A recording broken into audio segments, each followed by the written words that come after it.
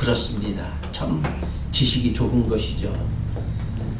그런데 이 지식으로 재물을 얻고 부해지기까지 하지만은 세상 지식으로 못 얻을 수 없는 것이 있으니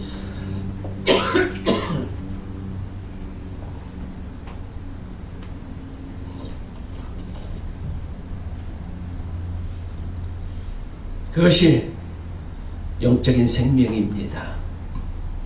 세상 지식으로는 영혼을 망치는 지식이요. 그래서 우리는 하나님을 아는 지식을 꼭 가져야 할 줄로 믿습니다. 오늘 우리 제목이 고상하고 참된 지식이라 이렇게 했는데요. 솔로몬은 말합니다. 지식 너희들이 말하지 지혜가 많으면 본뇌도 많으니 지식을 더하는 자는 근심도 많애, 이렇게 말씀을 하십니다. 전도서 1장 18절에서요. 그러면 참된 지식이 무엇일까? 다시 말씀드리지만 참된 지식이라고 하면은 하나님을 아는 지식입니다. 하나님을 아는 지식이 참된 지식입니다. 우리는 그 지식을 가져야 합니다. 그렇습니다. 우리가 메시아 왕국 곧 하나님 나라 백성으로 지식을 가져야 그 나라에 들어갈 수 있지요. 세상 지식으로 세상에서 마음껏 많은 것들을 누리고 산다라고 하면은 하나님을 아는 지식이 많아야 하나님 나라에 들어가 진정한 평화를 누리게 될 줄로 믿습니다. 지난번에 우리 담임 목사님이 유호진 교수의 그 책을 이렇게 우리 교회에 갖다 놓고 이렇게 한 권씩 아마 가져가셨을 줄로 믿습니다. 그 유호준 교수의 그 하나님 나라 방정식이라고 하는 책에 보게 되면은요, 땅 속에 감추인 보화라고 하는 비유가 나오게 되는데 그것이 얼마나 좋았던지 마태복음 13장에 보게 되면은 자기의 전세 재산을 팔아서 그 보화가 감춰진 땅을 사버렸다, 이렇게 마태복음 13장 44절에서 말씀을 합니다. 그리고 오늘 본문 9절은 뭐라고 하느냐 하면은요, 오늘 본문 9절입니다. 내 거룩한 산 모든 곳에서 해됨도 없고 상함도 없을 것이니 이는 물이 바다 덮음같이 여호와를 아는 지식이 세상에 충만할 것이라고, 세상에 충만할 것이라고 말씀합니다. 이렇게 되면은 얼마나 행복할까? 여호와를 아는 지식이 얼마나 좋으면은 물이 바다를 덮음같이, 그러니까 물이 충만해 철철 넘치는 그와 같은 모습처럼 세상에 충만할 것이라 이렇게 말씀하고 있습니다. 우리의 삶에서 평화가 없다면은, 화평이 없다면은 우리의 삶은 늘 곤고할 것입니다. 즐거움이 없어질 것입니다. 그래서 하나님과의 화평을 막는 것은 성경에서 뭐라고 합니까? 그것은 죄야, 이렇게 말씀하시죠. 하나님과의 평화를 막는 것이 있다면은 아무리 사람들이 그것을 선호한다 할지라도 그것은 분명한 죄일 수밖에 없습니다. 그래서 하나님과의 평화를 막는 것, 우리는 막는 그것들을 멀리하고 오직 하나님만 바라보는 저와 여러분이 되어야 할 것입니다. 충신은 국가의 평화를 위해 헌신하는 사람이지요. 그러면 국가를 위해 목숨을 버리는 사람은 어떤 사람입니까? 순국열사입니다. 그런데 그 중에 순국열사 안중근 의사에 대해서 제가 몇 번 말씀드린 적이 있는데요. 이 안중근 의사는 조국 평화를 위해서 일제압박의 원흉 이토 히로부미, 바로 그 사람을 우리는 이등방문이라고 그러지요. 그를 하얼빈역에서 죽이고 일본 법정 1심에서 사형 선고를 받습니다. 그런데 악법도 법이기 때문에 항소할 수도 있었지만은 항소를 포기하고 안중근 의사는 간절히 소원을 하게 됩니다. 내가 지금 쓰고 있는 동양평화론, 이 세상이 평화를 해야 되죠. 화평해야 되죠. 그래서 내가 지금 쓰고 있는 동양평화론 이 책을 다 쓸 때까지만 사형 집행을 미루어 달라 그랬는데 일본은 그것을 거부하고 사형 선고한 지 7일 만에 사형 집행을 해버리게 되지요. 7일 만에 죽은 것이지요. 우리 죽는 것은 참 서글픈 것입니다. 우리 인생이 세상에서 끝나는 것이기 때문에 참 슬픈 것입니다. 그렇습니다. 한 가지 소원 동양 평화론 그것마저도 이루지 못하고 세상을 떠났습니다. 여러분, 동양 평화론을 꼭 남기고 싶은 안중근 의사 여순 감옥에서 쓸쓸히 사라졌는데 순교를 했는데 조국을 위해서 순교를 하셨는데 그의 소원은 이루지 못하고 이 땅의 평화는 뭐가 평화론인지 공포되지도 못하고 그렇게 사라져 버렸는데 흑인 인권을 부르짖던 마틴 루터 킹 목사는 1963년 8월 23일 나는 우리 4명의 자녀들의 마음속에 그리스도의 인격으로 평화의 행진곡이 울려 퍼질 것이라 이런 선포를 하게 됩니다. 마지막 설교였습니다. 그런데 그것은 이루어진 줄로 믿습니다. 비록 이 나라의 순국 열사였지만은 그의 소원은 다 묻혀버렸지만은 하나님 앞에서 소원했던 마틴 루터 킹 목사의 소원은 이루어졌다라고 하는 것입니다. 우리는 하나님을 두고 맹세하고 하나님 앞에서 기도하고 주 예수 그리스도의 이름으로 기도하여서 우리는 모든 우리의 소원들이 이루어지는 역사 가운데 기쁨으로 단을 거두는 저와 여러분의 삶이 되어야만 할 줄로 믿습니다. 그래서 호세아 선지는 말을 하지요. 뭐라고 합니까? 여호와를 알자, 힘써 여호와를 알자. 그러고 호시아 6장 3절에 했다가 그리고 나서 4장 6절에서는 내 백성이 하나님을 아는 지식이 없음으로 망하는도다 그랬어요.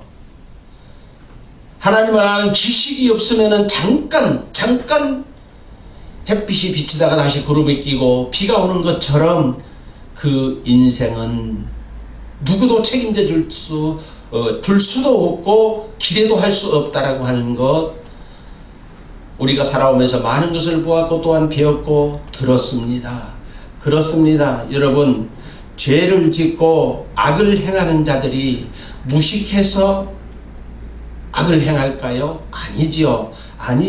이것은 아닙니다. 오히려 다른 사람들보다 더 많은 세상 지식이 있지만 다만 하나님을 아는 지식이 없기 때문에 그들이 악을 행하는 것입니다.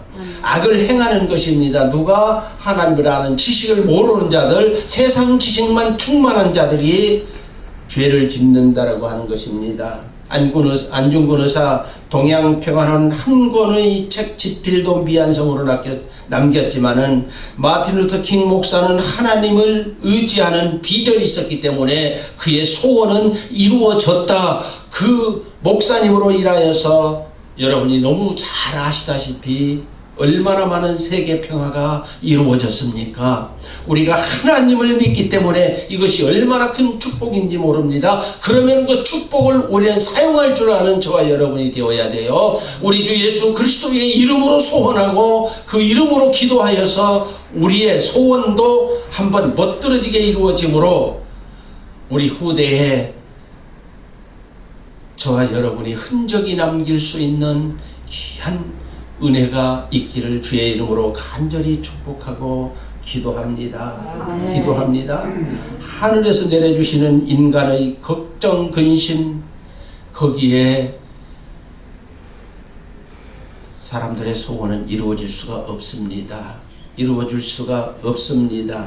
그렇습니다. 하늘에서 내려주시는 것은 인간의 걱정, 근심을 소멸하는 평화가, 그런데 하나님이 이 평화를 내려주셔야만이 우리가 그 평화를 누릴 수 있다라고 하는 것입니다.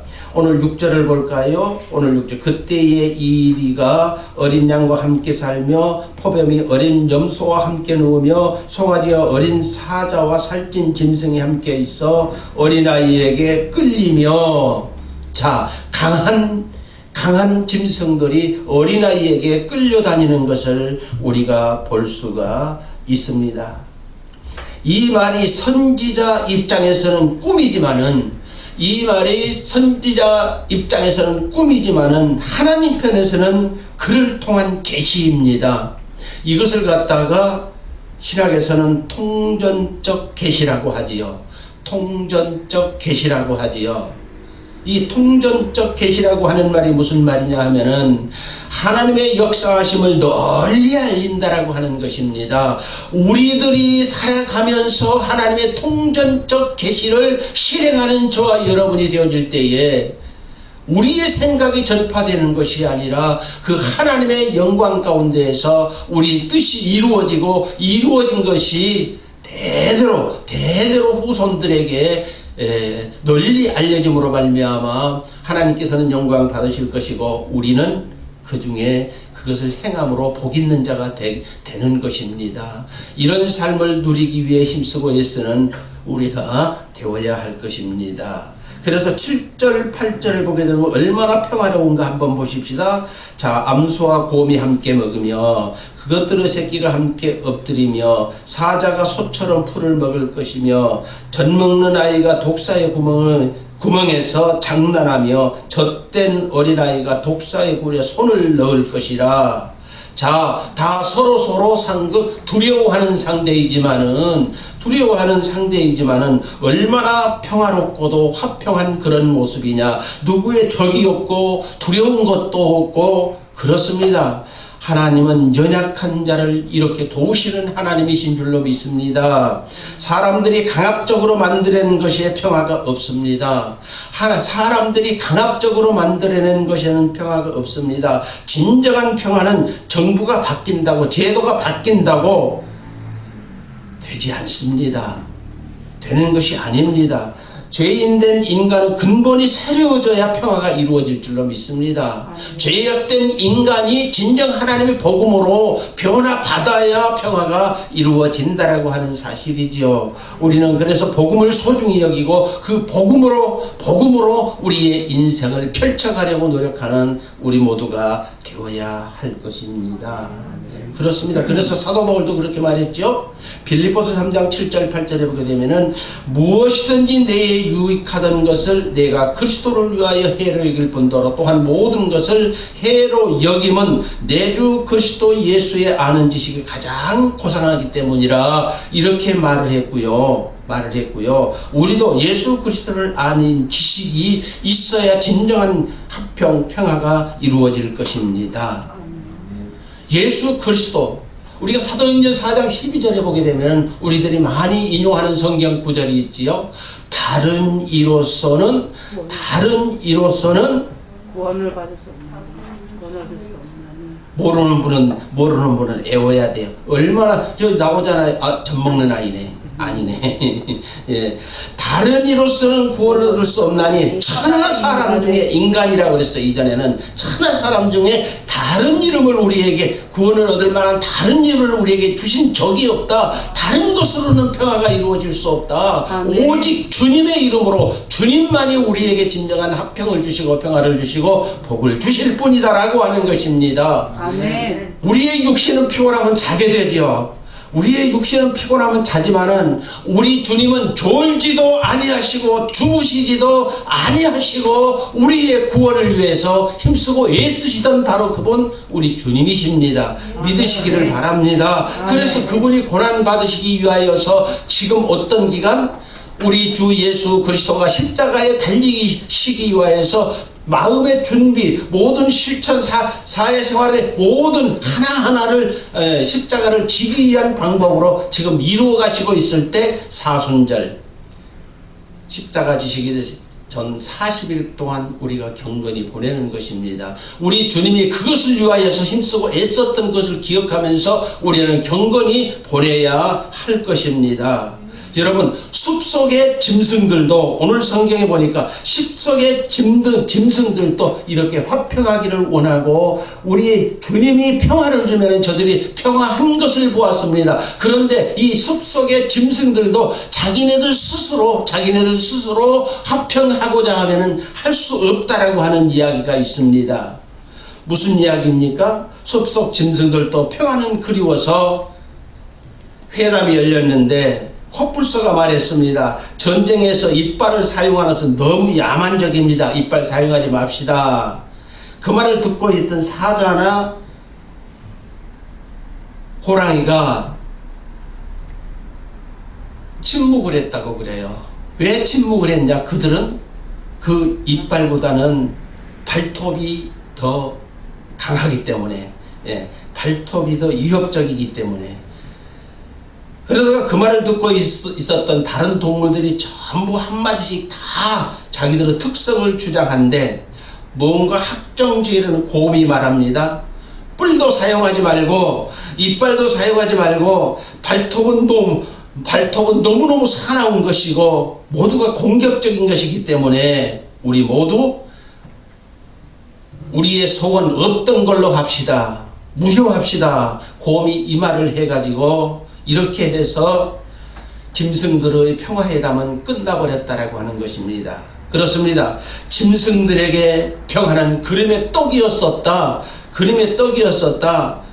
그런데 말입니다. 성경은 우리에게 말씀하십니다. 유다서 1장 10절을 보게 되면은 사람은 무엇이든지 그 알지 못하는 것을 해방하는데 그 이유는 이성 없는 짐승같이 본능으로 아는 그것으로 어떻게 된다? 멸망하느니라 했습니다. 짐승 같은 사람의 본능대로 살면은 인간도 멸망한다라고 하는 것입니다. 짐승 같은 그 본능으로 살면 인간도 멸망한다라고 하는 것입니다. 짐승같이 살아가는 그 인간의 본능으로 사는 자는 누구든지 다 멸망한다라고 하는 것입니다. 그래서 우리가 누구를 알자? 힘써 여호와를 알자. 여호와를 아는 지식 대단히 소중합니다. 그것만이 고상하고 참된 지식입니다. 그렇습니다. 하나님을 아는 지식이 가장 참되고 고상하며 우리가